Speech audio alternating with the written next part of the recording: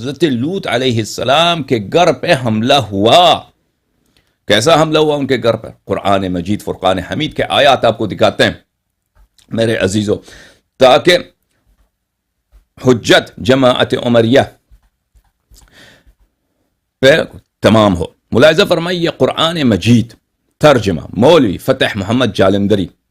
یہاں پہ ملاحظہ فرمائیے سورہ ہود کہ یہ آیات ملاحظہ فرمائیے.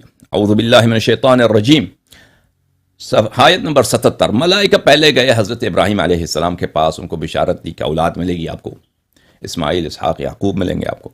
ان کے بعد ملائکہ آ گئے حضرت لوط علیہ السلام کے پاس. لوط کے پاس ملائکہ آئے نوجوانوں کی صورت میں. حضرت لوط علیہ السلام کھیتی باڑی کا کام کرتے تھے، اپنے بستی کے باہر، اپنے شہر کے باہر ان کی کھیتی تھی، وہاں پہ کام کر رہے تھے. شام کا وقت ہو رہا ہے، بہت خوبصورت نوجوان ملائکہ آ رہے ہیں شہر کی طرف. جب ان کی طرف نظر پڑا، حضرت لوط علیہ السلام کی حالت بری حالت ہو گئی. سیء بہم وضاق بہم ذرعا. جب دیکھا کہ اتنے خوبصورت مومن نوجوان، چہرے سے پتہ چلتا ہے یہ مومن ہے، مسلمان ہے، نورانی چہرے ہیں، میرے شہر کی طرف آ رہے ہیں، تو بڑا ان کو دکھ ہو گیا، بہت سخت ہو گئے، ان کو غصہ آیا. ان سے کہہ دیکھو واپس چلے جاؤ بھائی، تم کہاں آ رہے ہو؟ کہاں کہ ہم مسافر ہیں، رات کا وقت ہو رہا ہے، ہمیں مہمان بناؤ. اپنا لوط علیہ السلام اپنا مہمان بناؤ ہمیں. لوط علیہ السلام نے فرمایا تمہیں پتہ نہیں ہماری بستی والے، ہمارے شہر والے یہ کتنے بدبخت ہیں، یہ مردوں کے ساتھ مردوں کو ریپ کرتے ہیں. یہ شہر میں جو بھی مرد مہمان آتا ہے وہ ریپ ہو جاتا ہے. ریپ سمجھتے ہیں نا، اس کے ساتھ زبردستی فعل انجام دیتے ہیں ملعون، اور مال بھی قبضہ کرتے ہیں. آپ لوگ اس شہر میں آ رہے ہیں میرے سر آنکھوں پر، آپ ادھر نہ آئیے. کاش میرے شہر والوں میں یہ بدخصلت، یہ کافر ہوتے لیکن یہ بدخصلت نہ ہوتے. میں آپ کی عزت کے لیے کہہ رہا ہوں کہ یہاں سے واپس چلے جاؤ. ملائکہ نے کہا کہ نہیں، اب رات کا وقت ہو گیا ہے اور یہاں بہت دیر ہے. اور ملائکہ آئے اسی لیے تھے کہ اہل اس شہر کے لوگوں کو کیا کریں، ان کو عذاب سنائیں، ان کو نابود کریں، ان کو ہلاک کر دیں. یعنی صبح کے وقت رات کو لوط علیہ السلام کے پاس رہیں اور صبح ان کو کیا کریں، ان کو نیست و نابود کر دیں. تو ملائکہ نے کہا کہ نہیں، اب لیٹ ہو چکا ہے، ہمیں گھر لے کے جائیے. تو لوط علیہ السلام نے کہا ہاذا یوم عصیب، یہ بہت برا دن ہے، یہ مجھ پیغمبر کے لیے اتنے مجھے ستایا گیا ہے، مجھے اتنا جھٹلایا گیا ہے، مجھے پتھر مارے گئے ہیں، میرے قوم نے بہت ستایا، لیکن اس جیسا برا دن میرے لیے کوئی نہیں ہے کہ میں ان مومن نوجوانوں کو میں پناہ کیسے دوں. میرے پاس تو کوئی یار و یاور نہیں ہے، ناصر نہیں ہے، اور قوم میرا وہ سب ایسے بدفعل ہیں.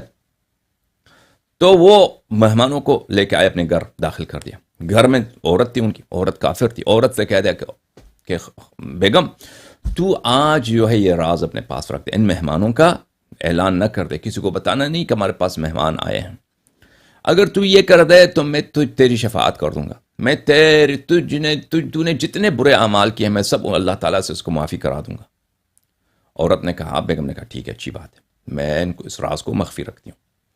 مہمان داخل ہو گئے گھر میں، فوراً چلی گئی عورت وہ چھت پہ چلی گئی، اور وہاں پہ اس نے آگ جلایا. اور ان کے پاس رمز یہی تھا، کوڈ یہی تھا حضرت لوط علیہ السلام کے قوم میں کہ اگر کسی جگہ پہ کوئی پارٹی ہو رہی ہے، کوئی مزہ ہو رہا ہے، جشن ہو رہا ہے، تو وہاں پہ آگ جلاؤ. یہاں پہ مہمان آئے ہیں، آگ جلاؤ. آگ جلائے، قوم والوں کو پتہ چل گیا کہ لوط کے ہاں مہمان آئے ہیں، تو آ گئے سب بڑے خوشی سے آ گئے. کس لیے؟ ریپ کرنے کے لیے. وہ قوم اتنی کافر، اتنا بے غیرت جس کا آپ تصور نہیں کر سکتے، اتنے ملعون کہ ہم چلتے ہیں وہاں پہ لوط علیہ السلام کے گرم ہیں، ان کے مہمانوں کے ساتھ برا فعل انجام دیتے ہیں. وہ آ گئے، پہنچ گئے ملعون. لوط علیہ السلام نے کہا کہ میں آپ کے شہر کا، میں آپ کا رشتہ دار ہوں، مجھے جانتے ہیں، میں آپ کے شہر کا بزرگ ہوں، میں نبی ہوں آپ کا. آپ مجھے جھوٹا سمجھتے ہیں لیکن میں آپ کے شہر کا بوڑھا تو ہوں، بزرگ تو ہوں، عمر رسیدہ تو ہوں. آپ مجھے بے عزت نہ کریں میرے مہمانوں کے سامنے، میرے مہمانوں کو چھوڑ دیں. کہا کہ الٹا غصہ ہو گیا ان پر. الم ننہک عن العالمین، تجھے جرأت ہے بوڑھا آدمی، بوڑھے تو بات کرتا ہے، تجھے جرأت ہے بات کرنے کی؟ ہم نے تجھے منع نہیں کیا تھا کہ تیری جرأت کہ تو کسی کو اپنے گھر لے کے آ، تجھے اجازت ہی نہیں ہے. تجھے کہاں اجازت کہ تو کسی کو اپنے گھر لے کے آ؟ اگر مہمان آئے تھے تو ان کو سیدھا ہمارے پاس کیوں نہیں لایا تو نے بوڑھا؟ الٹا وہ ڈانٹنے لگے حضرت لوط علیہ السلام. حضرت لوط علیہ السلام نے بہت ان سے کیا منت فرمایا کہ اے لوگو، تم اس شہر میں بہت ساری عورتیں ہیں، خوبصورت عورتیں ہیں، ان سے میں فوراً ابھی نکاح کراتا ہوں آپ لوگوں کا، شادی ہو جائے آپ لوگوں کی سب کی. اس مہمانوں کی بے عزتی نہ کرو. کہا کہ نہیں. کہا کہ انک لتعلم ما لنا فی بناتک من حق. انہوں نے کہا یہ تو آپ کو پتہ ہے کہ عورتیں ہمارے لیے حرام ہیں. الٹا اس کے مذاق اڑانا نا نبی کا. نبی کہہ رہے ہیں کہ یہ فعل حرام، یہ فعل لواط، یہ حرام ہے. وہ الٹا مذاق نے آپ کو تو پتہ ہے نکاح حرام ہے. نکاح تو حرام نہیں، نکاح تو اصل عبادت ہے. ٹھیک ہے. وہ کیا کہہ رہے ہیں؟ ان کو مذاق اڑانے کے لیے کہ آپ کو تو پتہ ہے کہ ہمارے لیے یہ تو حرام ہے. حضرت لوط علیہ السلام نے کہا الیس فیکم رجل رشید. آپ میں ایک مرد آدمی نہیں ہے جس میں مردانگی ہو، جوان مرد آدمی ہو، کہ ایک شخص کو اس کے گھر میں بے عزت نہیں کیا جاتا، اس کی بیٹیوں کے سامنے اس کی بے عزتی نہیں ہوتی. میری بیٹیوں کے سامنے میرے مہمانوں کی تم ریپ کرنا چاہتے ہو. وہ زور سے داخل ہو گئے، دروازہ توڑ کے داخل ہو گئے کہ نکل جا، ہٹ جا، ہم ابھی جو ہیں پوری رات یہاں پہ کیا کریں گے؟ مزے کریں گے آپ کے گھر میں. تو حضرت لوط علیہ السلام، تو بات یہاں پہ ہے کہ حضرت لوط علیہ السلام وہاں پہ کیوں نہیں لڑے؟ کیوں؟ ان کے گھر پہ حملہ ہوا ہے نا، اور حملہ بری طرح حملہ ہوا ہے.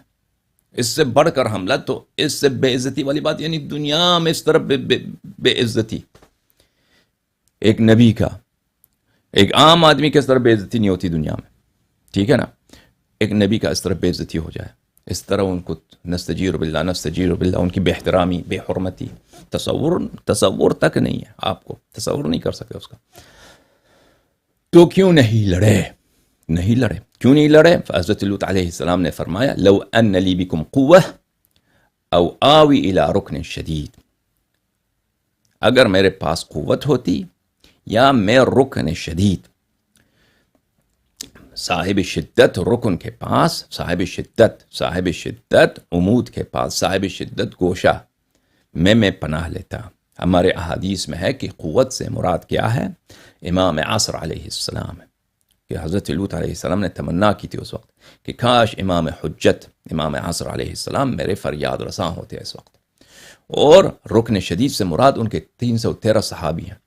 حضرت لوط علیہ السلام نے یہی فرمایا تھا لو ان لی بکم قوہ او آتی الی رکن شدید.